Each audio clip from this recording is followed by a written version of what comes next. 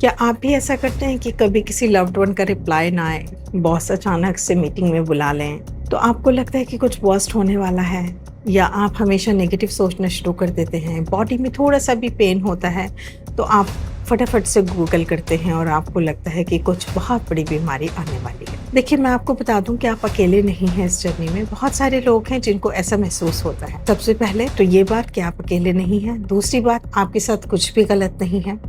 आपका ब्रेन ऐसा पर्टिकुलरली एक वजह से करता है और जब आप उस वजह को समझ जाते हो तो धीरे धीरे आप इस पैटर्न को बदलना भी शुरू कर सकते हो। इसलिए इस वीडियो को लास्ट तक जरूर देखिए। इस वीडियो में बने रहिए। एंड में मैं आपको 3 प्रैक्टिकल एक्सरसाइजेस बताने वाली हूँ। ये एक्सरसाइजेस मैं यूजुअली अपने पेशेंट्स के, अपने क्लाइंट्स के साथ यूज़ करती हूँ और आपके ब्रेन में भी इस जब भी कोई डिज़ास्टर की सिचुएशन आपको आए या आप ऐसा कुछ इमेजिन करें तो ये आपको बैलेंस और सेफ फील करने में मदद करता है। और हो सकता है इस वीडियो के एंड तक आपको भी ये समझ में आ जाए कि आप ओवरथिंकर नहीं हो और आपका ब्रेन बस आपको प्रोटेक्ट करने की कोशिश कर रहा है। ब्रेन कभी भी हमारा बुरा नहीं चाहता, वो हमेशा हमें प्रोटेक्ट करने के लिए ही एक्शंस लेता है। हाँ, आप में से ज़्यादातर लोग ये सोचते हैं कि अगर हम हर पॉसिबल प्रॉब्लम के लिए पहले से प्रिपेयर रहेंगे, पहले से तैयार रहेंगे तो हमें कम दर्द होगा। लेकिन इंटरेस्टिंग बात यह है कि हमारा ब्रेन जो है वो किसी और तरीके से काम करता है। हमारे ब्रेन का पैटर्न है कि वो प्रिपेयर कम करता है, प्रिडिक्ट ज़्यादा करता है, और वो भी किस चीज़ को? सबसे बुरे आउटकम, नेगेटिव को ज़्यादा प्रेडिक्ट करता है। सवाल ये है कि आखिर ऐसा क्यों होता है? जवाब को समझने के लिए आपको एक छोटा सा प्रैक्टिकल करना होगा।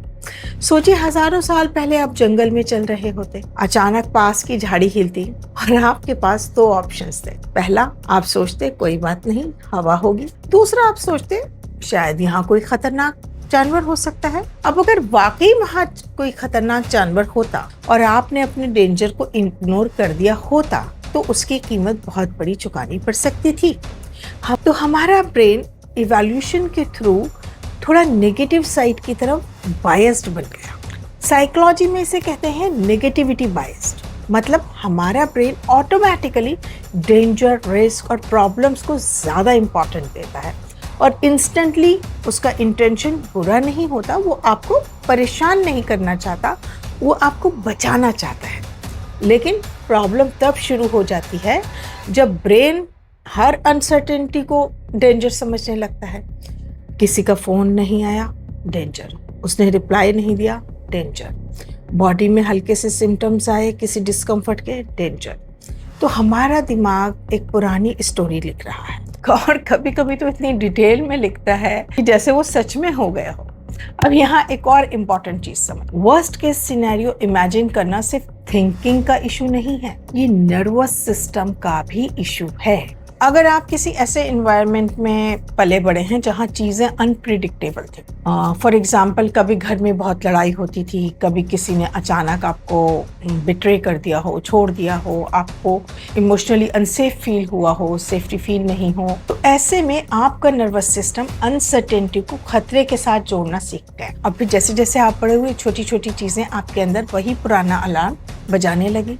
एक मैसेज का रिप्लाई लेट आना सिर्फ एक लेट रिप्लाई नहीं लगता, वो रिजेक्शन लगने लगता है। एक डिफ़िकल्ट कन्वर्सेशन सिर्फ कन्वर्सेशन नहीं लगती, वो बॉस जैसा फील होने लगती है।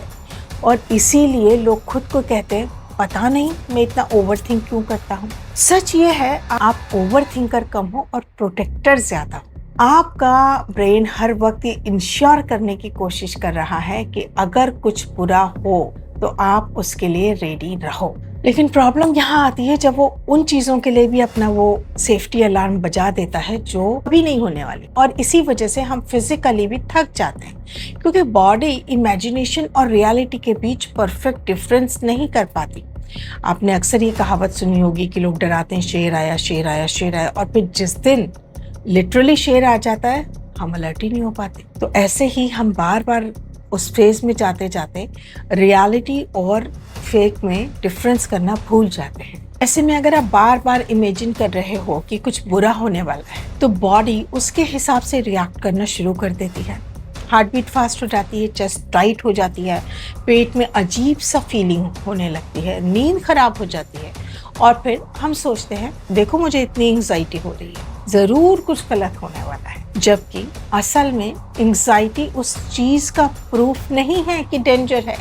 कई बार एंग्जाइटी सिर्फ इस बात का प्रूफ होती है कि आपका नर्वस सिस्टम खुद को प्रोटेक्ट करने की कोशिश कर रहा है। और अब बात करते हैं उन 3 प्रैक्टिकल एक्सरसाइजेस की जो आपको इस पैटर्न से बाहर आने में मदद करें। चलिए स्टार्ट करते हैं। पहली एक्सरसाइज, तो जब भी आपके दिमाग में कोई वर्स्ट केस सिनेरियो बने तो खुद से पूछिए, अभी फैक्ट क्या है और मेरी कहानी क्या है। फैक्ट, उन्होंने रिप्लाई नहीं किया, और कहानी क्या है, वो मुझसे नाराज हैं। ऑब्वियसली कोई आपसे नाराज है तो वो आपको रिप्लाई कैसे करेगा। अब फैक्ट है, बॉस ने मीटिंग बुलाई और आपने कहानी क्या बना ली कि मैं जॉब छोड़ने वाला हूँ, मेरी जॉब जाने वाली है। सिर्फ फैक्ट और स्टोरी को अलग करना ही एंग्जाइटी को काफी हद तक कम कर देता है। दूसरी एक्सरसाइज, खुद से पूछिए, अगर मेरा डर सच भी हो गया, क्या मैं उसे हैंडल कर पाऊंगा।